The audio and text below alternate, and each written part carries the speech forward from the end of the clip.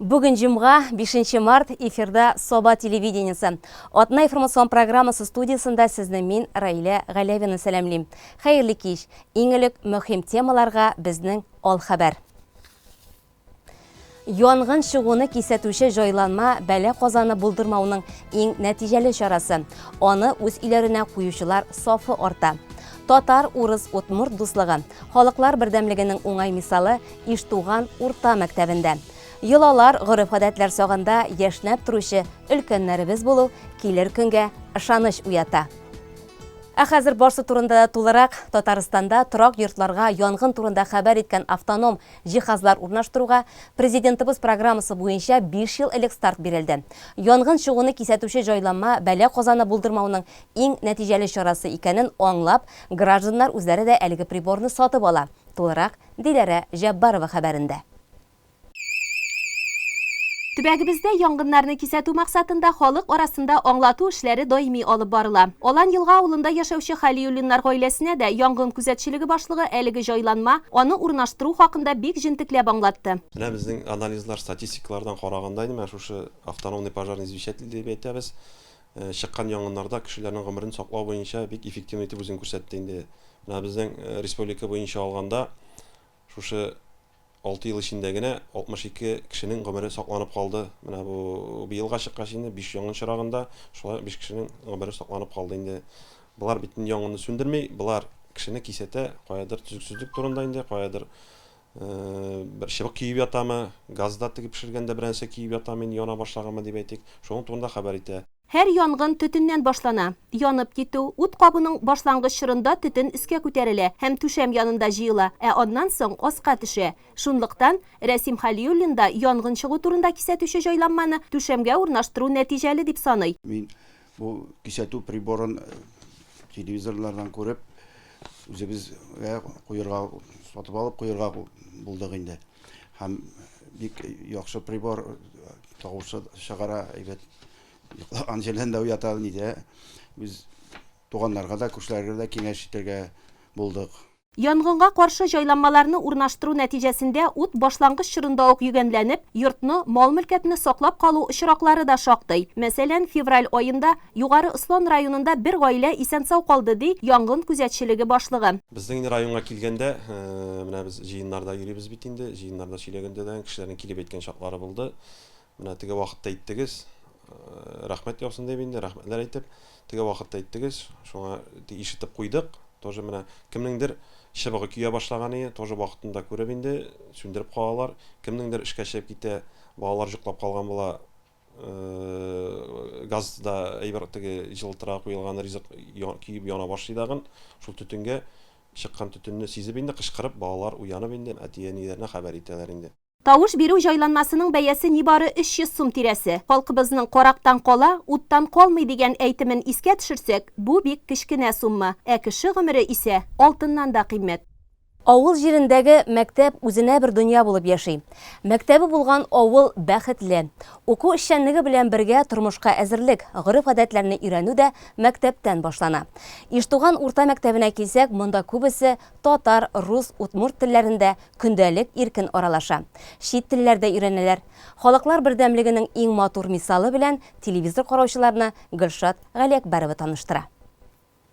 Иштуган бистәсе райондагы күп милләтле торак пунктларның берсе. Төрле милләт вәкилләре дус булып, тел, лөгать, гадәт вә әхлак алмашып гомер итәләр. Татарча, русча, утмуртча сөйләшү, аралашу аларга бернинди авырлык тудырмый. Бер телдән икенче телдә җиңел генә күчеп әңгәмәне дәвам итәләр. Бистәдә яшәүчеләрнең 45% татарлар, 17% руслар, 32% утмуртлар тәшкил итә. Иштуган мәдәният йортының сәнгать җитәкчесе Светлана Иванова 2000 елларда оешкан Тюрагай фольклор ансамблен җитәкли. Мәктәп белән дә тыгыз элемтәдә яши. Шушы көннәрдә ул утмурт мәдәниятенә багышланган чарада катнашты. Иң элек киемнәр турында сөйләшү булды. Утмурт халкының баш киемен кию буенча мастер-класс күрсәтте. Борынгы милли киемнәр аның хуҗасы турында бик күп мәгълүмат бирергә мөмкин. Мәсәлән, хатын-кызларның баш киеме аның хуҗасы турында бик күпне сөйли. Утмуртлар ак, кара һәм кызыл төсләргә өстенлек бирә. Милли киемнәре һәм орнаментлары да нәкъ менә шул төсләрдә. Элек безнең туйлар бик күңелле үткән. Ул туйларны киенеп, бөтен менә үзенең киеме баранын. И шунсы кызык, менә шушындый баш киеме белән, менә шушы тәңкәләр белән эшләнгән ул. Шушы баш киемен кигәннәр только кызлар гына. Кияүгә чыккан кызлар аны уже кимәгәннәр. И егетләр шуннан белгәннәр, бу туйга килгән кыз микән или кияүдә микән инде дип. Светлана ханым кичкенәдән Удмурт халкының гореф-гадәтләрен өйрәнеп үскән. Халыкның йолаларын бар матурлыгы, тулылыгы белән туйлар вакытында күрергә була. Светлана ханым туй җырының бер өлешендә башкарып күрсәтте. Эволам анам кыжие хайгай, шуане мано шивике хайгай. Удмурт бию буенча да кызлар өчен практик өлеш булды. Бию хәрәкәтләре өйрәнелде. Кызлар монсын бигрәк тә ошатты. Кызлар белән аралашкач, аларның татар, рус, удмурт телләрендә иркен аралашулары мәгълүм булды. Гаиләләрендә исә туган телне олылап, башка телләрне хөрмәт итеп яшиләр. Игә кайткач мин удмуртча сөйләшәм. Гаиләдә әни, әти, 2 энем бар. Алар да удмуртча сөйләшәләр. Татар телен мин балалар бакчасында өйрәндем, мәктәптә өйрәнәм. Әнием удмурт фольклорына йөри, дуслар белән бик тату, дус итеп яшибез, биебез, җырлыйбыз. Минем дусларым арасында удмуртлар, татарлар, руслар да бар. 2017 елның көзендә Саба районында удмуртларның милли мәдәни автономиясы оештырылды. Аның җитәкчесе итеп Иштуган урта мәктәбе директоры Анатолий Макаров билгеләнде. Анатолий Владимирович үзе дә сәнгатькә гашыйк, мәдәниятне яратучы кеше. Җитәкчелекнең теләктәшлеген, ярдәмен тоеп эшне алып барабыз ди. Туган җиренең патриоты да ул. Үзе дә биредә яшәүчеләр белән һәркемнең туган телендә матур итеп аралаша. Иштуганда яшәүчеләрнең бер-берсенә карата ихтирамлы мөнәсәбәттә яшәүе, бер-беренә хөрмәт күрсәтеп аралашуы белән горурлана. Местность белән бәйле әйбердер дип үземә менә шундый аңлатма итәм инде мин. Чөнки безнең Иштуган бит инде ул границада тора. Безнең Тимер юл тягы дип яшәбез инде без Кукмара районы. Кукмара районы инде ул безнең Татарстанда иң зур численность буенча, удмуртлар буенча район. Анда мин белгәнемчә 7000 ләп кеше яши, по-моему, удмуртлар инде статистика буенча. Безнең генә ул сан кичкенә әзрәк, 192 тирәсе дип әйтә инде. И менә шулай барган бит инде, Иштуган бит инде ул рабочий поселок булган. Заводка да эшкә килгәннәр. Ул менә шулай тупланган әйбер инде, бер көнлек булган әйбер түгел. Ул тарих, ул вакыт име. Икенчедән, ул кешедән үзеннән дә тора. Менә мин үземнән дә чыгып әйтәм бит инде, бу мәктәптә 11 класста кәтле укыдым мин. Татар телен укыдык без монда. Бүген көндә менә балаларның ата-аналары да прекрасно татарчада сөйләшәләр, удмуртчада, русчада шул телләрне беләләр, балаларга өйрәтәләр. 2021 ел Татарстан Республикасында туган телләр һәм халыклар бердәмлеге елы дип игълан ителде. Авыр вакытларда бер-беребезгә ярдәм кулы сузсак, төрле дин һәм милләт вәкилләренә, аларның гореф-гадәтләренә хөрмәт белән карасак, без көчле халык. Иштуган урта мәктәбендә укытучылар, әти-әниләр үрнәгендә милләтләр арасындагы дуслык, туган телләргә хөрмәт кебек мәңгелек кыйммәтләр яши һәм киләчәк буыннарга да тапшырыла. Авылда морҗадан төтен күтәрелә икән, димәк бу йортта кеше яши. Тик ни кызганыч, менә шул морҗадан төтен күтәрелүче өйләр кимегәннән кими. Моны яшьләр җиңел тормыш эзләп калаларга, район үзәкләренә ныграк тартылуы белән аңлатырга мөмкин. Районыбызның Сабай авылында бүген 27 кеше гомер итә. Гөлназ Вахитова хәбәренә күз салыйк.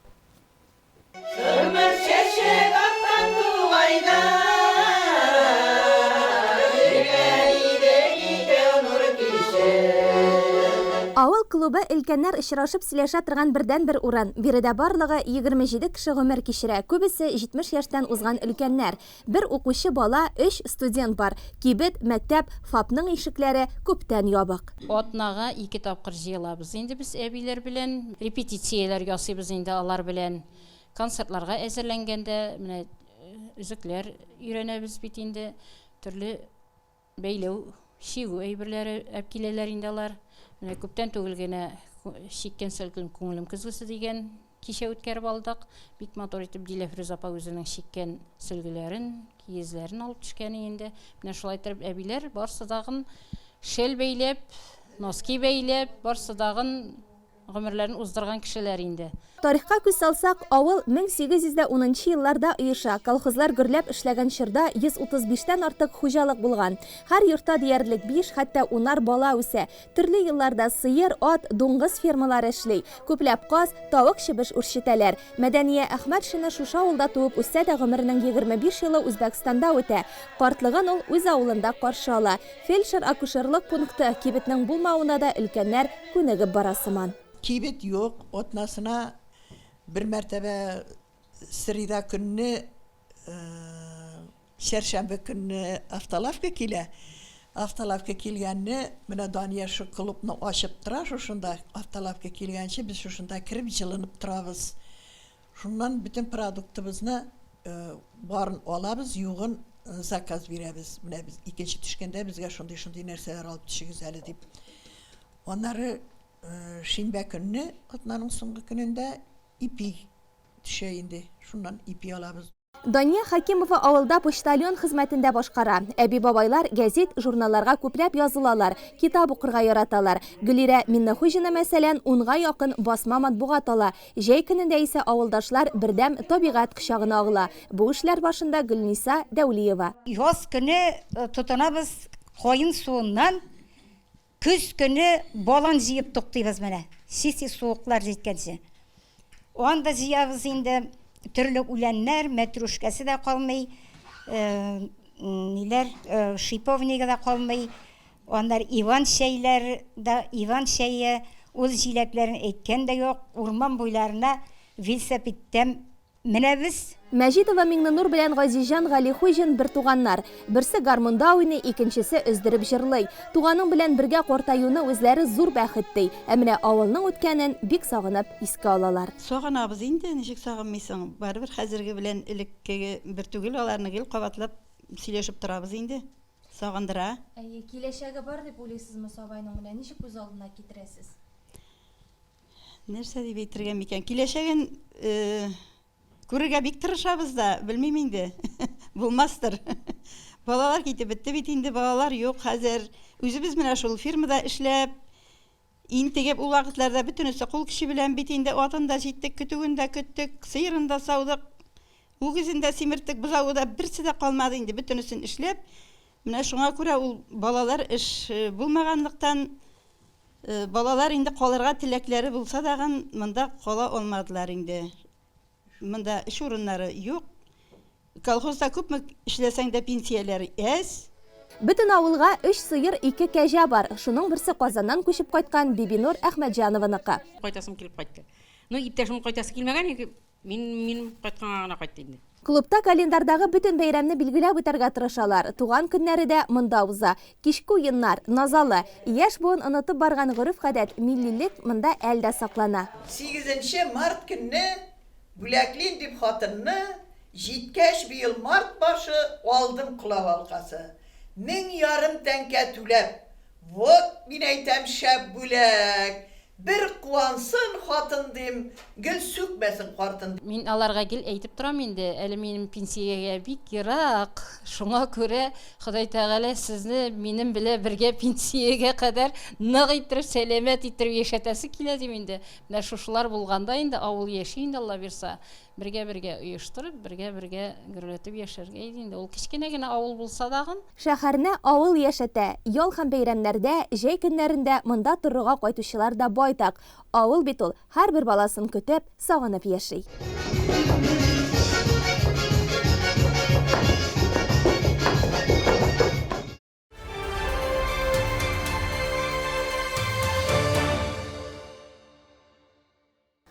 Аның кулында тимер дә эри. Тимергә жан үрүче, авыл хуҗалыгы техникасына икенче сулыш бирүче Альберт Мәҗитов турында бары тик әнә шулай әйтеп була.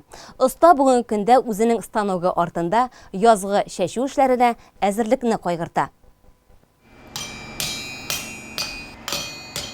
Игенче хужалыгының Шекші ауылында урнашкан мастерскойда хәзерге вакытта эш гөрләп бара. Тракторчылар, тимерче, эретеп ябыштыручы, токер, авыл хужалыгы машиналарын языкыр эшләренә әзерлиләр. Менә бу бүлмәнең хуҗасы Альберт Межитов. Ул игенче җәмгыятенең алыштыргысыз тимерчесе. Сәрдә авылында туып үскән Альбертның әтисе дә тимерче булган. Әтисе аны ир-егет өчен кирәкле күп төрле һөнәрләргә, шул исәптән тимерче һөнәренең дә нечкәлекләренә өйрәтеп калдыра. Аннары колхоз тимерчесе Ринат абый Галимовның ярдәмчесе булып эшләүдә һөнәри осталыгын арттырырга ярдәм итә. Ринат абый лаеклы ялга чыккач та, Альберт аның белән гел киңәшләшеп эшлим дип. Моннан алдан 2 ел элек тимерче ярдәмчесе булып эшләдем инде. Харгысы көндә төп тимерче Ринат абый Галимов пенсиягә лаеклы ялга чыкты инде. Бүгенге көндә иде. Шуның орнына мине куйдылар инде менә кышка шушында эшлим. Җәйкене тракторларда эшлим, 2 трактор минем. Берсе Т-150, особенно кыр эшләренә. Фирмада тиресләр түгеп, яна МТЗ-82 тракторы белән агып сибедә инде мин. Тимерче һөнәрен сайлаучылар бик аз. Ни дисәң дә авыр хезмәт. Бер детальне эшләү өчен дә күп көч сорала. Хәтта бер үк тимерне дә кат-кат кыздырырга туры килә. Авыл кешеләре дә ватылганны төзәтү өчен еш кына Альбертка мөрәҗәгать итәләр. Бүгенге көндә тимерчелектә арбалар ремонты бара. Кыр эшләре төгәлләнү белән башланган авыл хуҗалыгы техникасын ремонтлау эше хәзер инде төгәлләнү алдында. Монда безнең бүгенге көндә ремонт сезоны бар инде, язга кыр эшләренә әзерлек. Чит ил техникалары булуга карамастан безнең барбер атлып бара, кирип тора инде, ремонтлап кәкрәйгән турайтып шунда шундый эшләр безнең менә тракторларга тоже шул вакытыяк яр белән керәләр инде. Сварка эшләре менә арба ремонты бара безнең бүгенге көндә менә шул эшләр белән эшләп маташабыз. Хуҗалыкның ремонт мастерскойында эш тукталып, тимерченең учагында ут сүнеп тормый. Хезмәттәшләре дә Альбертның алдын куллы булуын, һәр чак ярдәмгә әзер торуын хөрмәт итәләр. Авыр эшләрне исә бергәләп башкаралар. Эретеп ябыштыручы Расих Әсәдуллин Альберт белән эшләүнең бик уңайлы булуын әйтеп узды. Бер генә кешемдә эштән эш түгел, бер булып эшләгәндә генә эшләгән эшләр инде. Тимерче кирәк, токер да кирәк, сварка эшендә берлектә эшләргә тырышабыз инде. Бик әйбәт җегет, бик тырыш, әпкергән әйберләрне турайтып, үз вакытында эшләп бирә инде ул. Альбертның кулыннан килмәгән эш юк. Үзе белгәннәрне улларына да өйрәтеп калдырырга тырыша. Тормыш иптәше белән үзешчән сәнгатьтә катнашудан да тәм табалар. Әҗер Альбертның аерылгысыз юлдашы. Сәхнәдә генә түгел, эшләгәндә дә җырлы юл.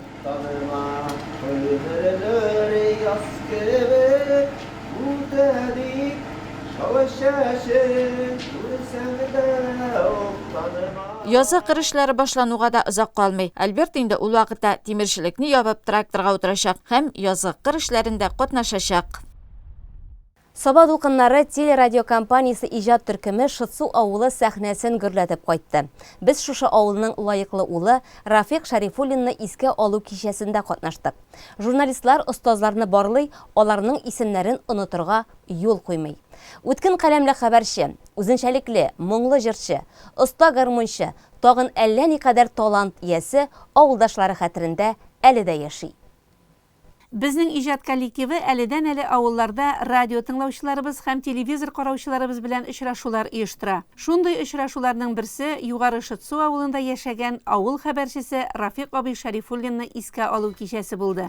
Без журналистлар өчен иң кыйммәтлесе авыл хәбәрчеләре булу. Авыллардагы яңалыкларны, соңгы хәбәрләрне беренчеләрдән булып алар безгә җиткерә. Хәзерге интернет заманында һәр яңалык телефонда булса да, безнең өчен авыл хәбәрчесенең роле бәхәссез зур. Алар белән әледән-әле очрашулар оештырып, үз хәбәрчеләребезне булдыру газета, радио, телевидение журналистлары өчен зур азык бит ул. Рафик абый үз заманында авыл хәбәрчесе булып, район газетасы белән арасын өзмәде. Ул авыл, колхоз, мәктәп тормышын яктыртып торды, төрле жанрларда иҗат итте. Ул 7 ел редакциядә хатлар бүлеге мөдире булып эшләгән икән. Менә берничә елдан соң миңа аның шушы хатлар бүлеге мөдире эшен дәвам итәргә насыйп булды.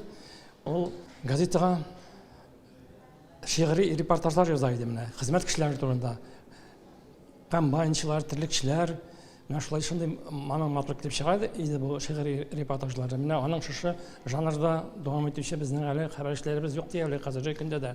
Рафик абыйны искә алу кичәсендә Миша дулкыннары әдәби берләшмәсе әгъзалары, авылдашлары катнашты. Авылдаш буларак Рафик абыйның без иң беренче газетага язган мәкаләләрен бик яратып укыйдык. Аннан соң инде күрше буларак олы кеше без һәр вакытта киңәшкә Рафик абыйга барадыр мин. Ул бер вакытта яхшы киңәшләрен бирә торган иде. Аның белән бергә матур итеп яшәдек. Хәзер менә малайлар белән шулай матур яшибез. Язмабыз герое Рафик абый Шәрифуллин күп кырлы шәхес иде. Ул газета корреспонденты, авыл хәбәрчесе, умартачы, баянчы, җырчы, китаплар авторы. Тормыш иптәше Минсәрия апа белән 5 малай тәрбияләп үстерделәр. Малайларның 5-се дә баянда уйный, матур итеп җырлый. Хәзер инде оныклары зур сәхнәләрдә чыгыш ясый.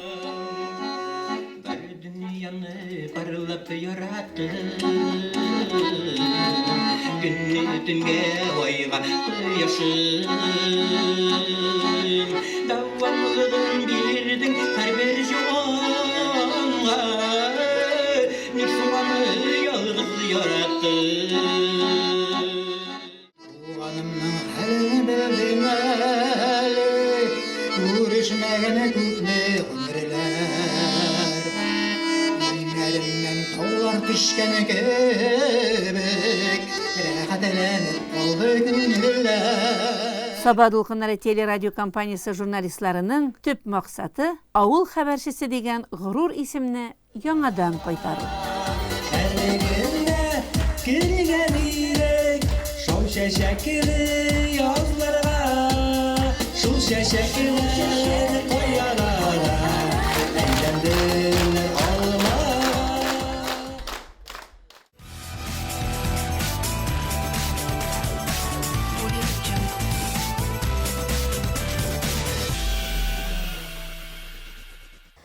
Спорт темасына булган хәбәребез белән чыгарылышыбызны алга таба дәвам итәбез.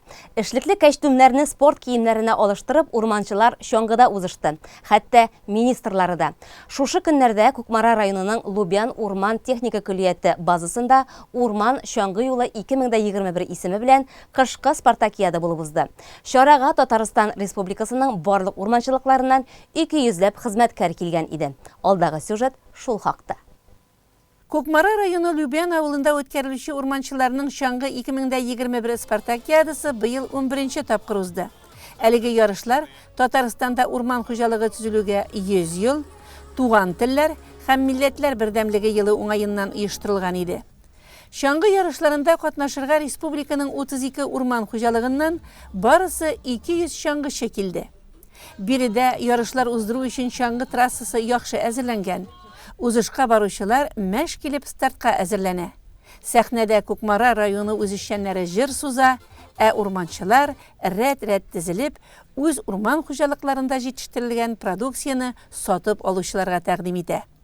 Спартакиаданы тантаналы шартларда Татарстан Республикасы урман хуҗалыгы министры Рауил Кузюров, Кукмара муниципаль район башлыгы Сергей Дмитриев башлап җибәрде. Олар чаңгы ярышларында катнашучыларга җиңүләр теләде. Чаңгы трассасына беренчеләрдән булып җитәкчеләр үзләре басты һәм 2,5 километр араны тиз арада килеп тә җиттеләр. Без монда бергәләшеп, үзебезнең менә көндәлек эшебездә күз-күзгә карап, урманга хөрмәт итеп эшләгән вакытта монда дуслыкны күрсәтәбез дип саныйм. Якты йөз белән генә карыйбыз. Инде ул спорт ул һамандагы җиңүгә, яхшылыкка тәрә. Районыбызда бөтен мөмкинлекләр тудырылган спорт буенча. Инде менә бүгенге Лубьянда үтә торган шушы традицион рәвештә ел саен үтә торган чаңгы ярышлары ул безнең Лубьян халкын берләштерә. Монда укый торган студентларга бик көчле рух бирә. Әлбәттә инде урман хуҗалыгы хезмәткәрләренә ул бергә күрешеп, үзләренең фикерләрен уртаклашырга дагы мөмкинлекләр тудыра дип әйтәсе килә. Әнә шулай балалар, яшьләр, студентлар, 18 яшьтән 35 яшькә кадәрге ир-егетләр һәм хатын-кызлар, 35 яшьтән югары ир-атлар һәм хатын-кызлар ярышларда призлы урын өчен көрәштеләр. Ә ярышлар һәрвакыт соңгы нәтиҗәләре белән истә кала. 3нче урында Татарстан урман хуҗалыгы министрлыгы командасы, 2нче урында Лубьян урман көллияте командасы һәм 1нче урында Саба урман хуҗалыгы коллективы. Өзіміз қанағат, бүгін енді біздің Саба Урман Құжалығының спортсмендері кел, бірінші, екінші орынларына ғана яулап алдылар. Енді мен айттым, әгер де енді үшінші яулап алсағыз, Сабаға қайтып та ермек деп. Мына шоңа көре солай болғандар, енді тырыштылар, бик зор рахмет барсына да. Измә авыл жерлегендә кышкы спартакиада ярышлары үтте. 4-нче мәртәбә оештырылучы бәйге елдан-ел киңрәк масштаб ала. Быел катнашучылар сафына 5 район килеп кушылды. Кыргыз пулауы болады, җәмәгать исен әйтеп бетерә торган түгел. Ушак ягылган Казаннан пар күтәрелә, пылау тәмле булачак. Социаль шелтәрләрдә утыручыларга бу хактагы мәгълүматны таратып, селфи-фотолар өчеп кына тора. Халыкны ымсындыруның, эзмәгә чакыруның иң үтемле ысулы. Биредә бүген кышкы спартакиада ярышлары үтә. Ашау качмый һәм ул әле иң соңыннан аңарчы шактый маңгай тирен күрсәтеп ярышасы, көч сынашасы бар. Спорт бәйрәменә килүчеләрне район башлыгы урынбасары Расих Закирҗанов тәбрикләде. Ул һәр көннең дә имгәнүләрсез матур көрәш күрсәтүләрен теләде. Башка районнарында килүенә рәхмәт әйтте. Сабалар сафына Күкмара, Әтнә, Биектау теләшелеләр дә килеп кушылган. Измә авыл җирлеге башлыгы Альмир Шәйхетдинов бу ярышларны булдыру, оештыру өчен җан атып йөрүче. Кичкенә генә авылда чын мәгънәсендә кышкы сабан дуй төсмерен алган бу чара елдан-ел матуррак, җанлырак уза. Спортчылар елдан арта, инде менә һәр районнарда менә хайран җыела. Инде быел тагын өстәп яңа төрләр дә куелды. Инде бу тау шаңгысы ветик, гардонлышка һәм хоккей. Инде зур рәхмәтен әйтәсем килә шушы шараны уздырырга булышкан барлык спонсорларыбызга. Ярышлар программасына волейбол, итекле футбол, аркан тартышу, чаңгы, тау чаңгысы ярышы, хоккей уены кергән иде. Аларда катнашу өчен барлыгы 300-гә якын спортчы килгән. Һәр төр буенча да көч сынашулар аерым мәйданчыкларда барды. Иң киң кулачлы бәйге чаңгычылар арасында булды. Барысы 200 чаңгычы стартка басты. Алар мәктәп укучылары, яшьләр, өлкәннәр, профессиональ чаңгычылар. Ярыш регламенты 1 километрдан 5 километрга хәтле билгеләнде. Трасса тигез, юллар, таулар төрле каршылыкларны үз иченә алды. Чаңгычылар сыналды, тамашачылар үзенчәлекле матур ярыш күзәтте. Волейболда барлыгы 10 команда катнашты. Җиңү бәхете Күкмаралыларга елмайды. Алар узган елда беренчелекне алып кайтып киткәннәр иде. Быел да үз позицияларын саклап калдылар. Икенче урында үзебезнең район Курсабаш командасы. 3нче баскычта Биектаулылар урнашты. Хоккейда җирле командалар гына көч сынашты. Монда измәлеләр үзләре беренче урынны алдылар. Итекле футболда 7 команда катнашып, җиңү Саба тәрәзәләре егетләренә елмайды. Киренки ярышларның иң күңелле мизгеле табын артында дәвам итте. Кайнар чәй, тәмле коймак, чын үзбәк пылавы иганәчеләрнең спортчыларга, җанатарларга, барлык килгән кунакларга күчтәнәче иде. Ә хәзер хоккей турында. 2 районның ир-ат командалары арасында дәвам иткән Саба муниципаль районы чемпионаты тамамланды. Финал уеннары Саба үзәк шугалагында узды. Ул көнне бозга барысы 5 команда чыкты. Шәмәрдән, Явлаштау, Шикше, Сабабаш, Саба командалары сезон ахырына кадәр лаеклы уен күрсәткән иң көчлеләр сафын тулыландыручылар. Бүген көн дәвамына сузылган боз көрәшендә алар моны тагын бер кат исбат иттеләр. Беренче эшлек өчен уеннар аеруча кызу барды. Финалга Саба, Шикше, Сабабаш командалары чыкты. Беренче урын өчен Сабалар белән Шикшелеләр көрәште. Монда Сабалар сүз әйтерлек урын калдырмады. Алар көндәшләр капкасына 4 алга кертеп, соңгы исәпне 4-0 иттеләр. Шулай итеп чемпионатның җиңүчеләре булып Саба командасы танылды. Икенче урында Шикше, 3-тә Сабабаш командалары. Аларга бүләкләрен яшьләр эшләре спорт бүлеге җитәкчесе Ирек Гарипов тапшырды. Шулай ук иң яхшы уенчыларны да билгеләделәр. Бу исемгә Шикше командасыннан Раил Зайнагыев, Сабабаш командасыннан Салават Уахитов лайык булды. Ә бөтен уен сезонына иң күп алга кертүче булып Саба командасыннан Булат Фәрләхов танылды. Аның исәбендә барысы 29 гол. Җиңүчеләргә грамоталар, акчалата бүләкләр бирелде. Кубок лайыклы рәвештә Саба хоккейчылары кулына күчте. Язның иң матур бәйрәме 8 март халыкара хатын-кызлар көне якынлаша. Шул уңайдан безнең Саба телевидениесе гүзәл затларга дип исемләнгән махсус бәйрәм тапшыруы төшерде. Анда районыбызның мәдәният, мәгариф тармакларында хезмәт итүче, җырга, моңга бай ир-атларыбыз катнашты. Алар ихлас теләкләрен, матур җырларын гүзәл затларыбызга багышладылар. Бәйрәм белән бәйле истәлекле вакыйгаларын яңарттылар. Хатын-кызлар турында эксклюзив сорауларыбызны да җавапсыз калдырмадылар. булдылар. Тапшыру 8 март дүшәмбе көнне 17 сәгать 30 минутта эфирга чыга. Сезне бәйрәм чыгарылышыбызны карарга чакырып калабыз. Атна информацион программасы кысаларында сезнең игътибарга әзерләгән хәбәрләребез шулар иде. Безнең тапшыруларны экранда күрсәтелгән сылтамалар аша ВКонтакте һәм YouTube каналларыннан үзегез теләгән вакытта кирип карый аласыз. Саба сулышы саба хәбәрләрендә. Реклама чыгарылышыннан соң җырым бүләгем студиясында очрашырбыз. Бездән аерылмагыз.